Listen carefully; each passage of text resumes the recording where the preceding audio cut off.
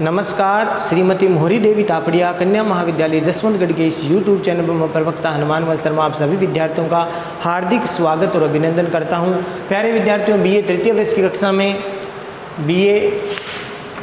की कक्षा में हिंदी साहित्य विषय के अंतर्गत आधुनिक काव्य जो आपका प्रथम प्रश्न पत्र है उसमें कवि सच्चिदानंद हीरानंद वात्स्यायन अज्ञेय जी की रचना हरि घास पर क्षण भर से महत्वपूर्ण पदों की व्याख्या कर रहे हैं। प्यारे विद्यार्थियों, हरि घास पर क्षण भर एक लंबी कविता है और ये अज्ञेय जी की ग्रंथावली से रचनावली से संकलित है। तो प्यारे विद्यार्थियों, यह आज का जो पद है बहुत ही महत्वपूर्ण है, तो इस पद को हमें देखते हैं। हम चाहे बोलो चाहे धीरे धीरे बोलो, चाहे बोलो चाहे धीरे धीरे बोलो, स्वगत गुनगुनाओ चाहे चुप रह जाओ, हो प्रकटस्थ करो मत कटी छटी उस बाढ़ सरीकी, हो प्रकटस्थ करो मत कटी छटी उस बाढ़ सरीकी, नमो खुल खिलो सहज खिलो, अंत स्मित अंतः संयत अंत स्मित अंतः संयत हरि घाससी।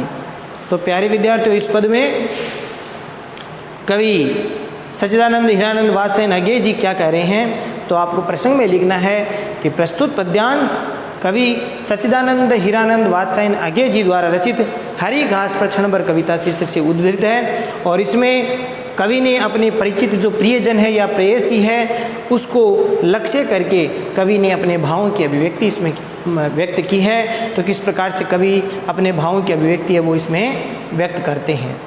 देखो, कवि यहाँ अज्ञेय जी कह रहे हैं, ये वैसे निजी कवि की एक निजी भावों से ओतप्रोत भावों से कविता है। तो कवि यहाँ अज्ञेय जी कह रहे हैं कि चाहे बोलो चाहे धीरे धीरे बोलो। कवि अज्ञेय जी कह रहे हैं कि हम सब क्षण भर के लिए, कुछ क्षणों के लिए एक साथ गुजारें, हरी घास पर साथ साथ बैठें और बातें करें और अपने मन के दुख दर्द को व्यक्त करें। तो यहाँ पर कवि यहाँ कह रहे हैं कि कुछ क्षण के लिए हरी घास पर एक साथ बैठें, चाहे हम आपस में बातचीत करें, चाहे हम धीरे धीरे बोलें, ठीक है, चाहे तेज स्वर में न बोले, केवल धीरे धीरे स्वर में ही बोले, तेज स्वर में बोले या धीरे धीरे स्वर में बोले, चाहे बोले स्वगत गुनगुनाओ। स्वगत का मतलब होता है प्यारे विद्यार्थियों अपने आप, अपने आप, स्वयं से ही। तो अपने आप में गुनगुनाओ, चाहे अपने आप से ही बातें करते हुए संगीत लहरियों के साथ मधुर स्वर में कुछ गुनगुनाओ।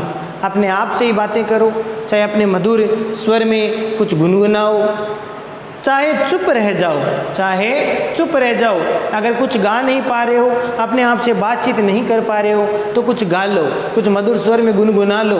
अगर वो भी नहीं कर सके तो कभी यहाँ पर कह रहे हैं चाहे चुप हो जाओ, क्या करो, चाहे एकदम चुप हो जाओ, मौन हो जाओ, शांतचित्त हो जाओ, परंतु क्या करें, हो प्रकृतस्थ। प्रकृतस्थ का मतलब होता है सहज स्वाभाविक, सहज स्वाभाविक, सहज स्वाभाविक हो जाओ।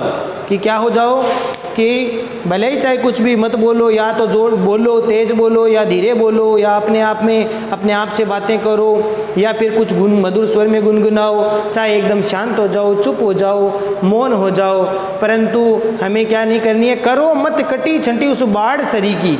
कटी छटी का मतलब कमियां निकालना, कंटी छटी मैंने काट करना, काट छांट करना, या फिर कमियां निकालना, निंदा करना, ठीक है, तो कमियां निकालना, ऐसी बातें ना करो।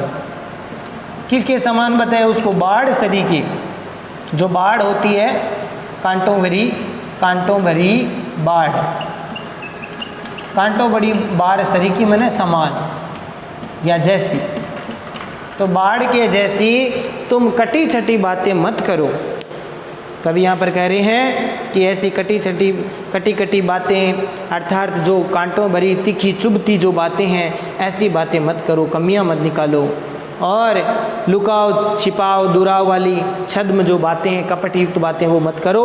हो प्रकृतस्थ, अर्थात एकदम सहज स्वाभाविक बन जाओ, सहज स्वाभाविक बन जाओ, और अपने जीवन में किसी भी के साथ, किसी दूसरे व्यक्ति के साथ में कभी भी कटी छटी या फिर छल छद्म वाली बातें कभी मत करो, जो कि बाढ़ के समान तीखी और चुभने वाली है। ऐसी बातें अनुचित है, ऐसी बातें हमें आपस में नहीं करनी चाहिए। नमो खुल खिलो, नमो का मतलब होता है अभिवादन करना, नमस्कार करना। नमो का मतलब यहाँ पर अभिवादन, नमस्कार करना, ठीक है। तो हम एक दूसरे से मिले तो झुकें, नमस्कार करें, एक दूसरे का अभिवादन करते हुए हमें खुल करके, खुल खिलो मतलब खुल करके जीवो, खुल खिलो माने खुल, हमें आपस में हृदयों को खोल करके, मन को खोल करके आपस में बात करें, अभिवादन करें और सहज भाव से सहज खिलो, अर्थात सहज भाव से, सहज खिलो का नहीं है यहाँ पर, सहज मिलो है प्यारे विद्यार्थियों, सहज मिलो, आपस में सहजता से, स्वाभाविकता से एक दूसरे से मिलो और बातें करें। किसके समान? अंतस्मित अंत संयत, अंतस्मित का मतलब अपने आप से स्वयं में प्रसन्न होना, स्वयं में ही प्रसन्न होना, हंसना, ठीक है। और वो गया अंत स्मित, स्मित का मतलब हंसना, और अंत संयत मैंने अपने आप में स्थित होना, अपने आप में स्थित होना, स्वयं में स्थित हो जाना। किस तरह से? हरी घास की तरह। तो सहज भाव से आपस में मिले, बातें करें, हरी घास की तरह खुलकर अपने हृदय को प्रसन्नचित करें और हृदयगत भावों को प्रकट करे, स्वयं में ही प्रसन्न हो जाए और स्वयं में ही स्थित हो जाए, और स्थित होकर के बड़े प्रसन्न भाव से एक दूसरे से खुलकर मिले, हृदयगत भावों को प्रकट करे, एक दूसरे के हृदय के भावों को समझे, उनको सुने, उनके दुख दर्द को जाने। तो इस प्रकार से कवि यहाँ पर अपने मनोभावों को व्यक्त कर रहे हैं, और कवि यहाँ पर ऐसा कह रहे हैं कि बाढ़ सरी की कटी फटी जो चुभती बातें वो एक दूसरे से ना करें, सहज भाव से रहें। प्रकृति, यहाँ मानव को प्रकृति के साथ में जोड़ने की बात कह रहे हैं कि मानव को प्रकृति सौंदर्य और उदारता को समझाने का जो आग्रह करते हुए कवि यहाँ पर कह रहे हैं कि जो मानव की चिरदमित जो भावनाएं हैं, जो नगरीय मानव है, जो आधुनिक मानव है, उसके भीतर चिरदमित जो इच्छाएं हैं, भावनाएं हैं, वे या तो शब्दों के रूप में व्यक्त करो या फिर संगीत के रूप में उसको बाहर निकालनी चाहिए। और शब्दों पर किसी भी प्रकार का जो प्रतिबंध नहीं होना चाहिए, खुल के शब्द बोले, अच्छे शब्द बोले। और कवि ने यहाँ पर मौन अवस्था को भी एक भाषा के रूप में नाम दिया है कि चाहे भले चुप हो जाए वो ज़्यादा अच्छा है, लेकिन बोलो तो ऐसा बोलो कि मीठा बोलो, मधुर बोलो, खटी छटी बातें नहीं करें। और कवि अपने मित्र को या जो प्रियजन है उसको मन में आए हुए मन के जो भाव बोलने के लिए कह रहा है कि खुल करके अपने मन के भावों को आदान प्रदान करना चाहिए। जीवन में प्रकृति के समान विशाल ताकि भाव उसमें बात करनी चाहिए, और बाढ़ सरी के बातें जो जीवन को नष्ट करती है, चुभाने वाली बातें हैं, वो नहीं करे, अर्थात उस जीवन में ऐसी बातों को, दायरे को समेट लेना चाहिए। तो इस प्रकार से भाव व्यक्त हुए हैं। विशेष वाले पॉइंट में प्यारे विद्यार्थियों आपको लिखना है कि कवि ने यहाँ पर वेष्टि अर्थात जो व्यक्तिवादी सोच है, वेष्टि जो भावना है, व्यक्तिवादी भावना है, उसके स्थान पर व्यक्तिवादी अस्तित्व का आग्रह को त्याग करके समष्टि अर्थात समाजवादी जो सामाजिक चेतना उसको अपनाने का संबंधित बात की है कि व्यक्ति में अपने आप में ही सिमट करके नहीं रह जाए, उसको समाज के बारे में व्यष्टिवादी न होकर के समष्टिवादी बनना चाहिए, समाज के बारे में सोचना चाहिए और सबसे मिलजुल करके प्रेम भाव से रहे। अनुप्रास यमक उपमा अलंकार का प्रयोग इसमें किया गया है। अनुप्रास यमक उपमा अलंकार का प्रयोग इसमें किया गया है प्यारे विद्यार्थियों। और साथ ही साथ शब्दावली और भावाभिव्यक्ति बड़ी प्रखर है। शब्दावली खड़ी बोली हिंदी के साथ प्रयोग करते हुए तत्सम तद्भव शब्दावली से युक्त रचना है। मुक्त छंद का प्रयोग किया गया है। तो आशा करता हूँ प्यारे विद्यार्थियों ये पद समझ में आ गया होगा। बहुत ही महत्वपूर्ण पद है। हरी घास पर क्षण भर कविता, आगे जी की ये रचना।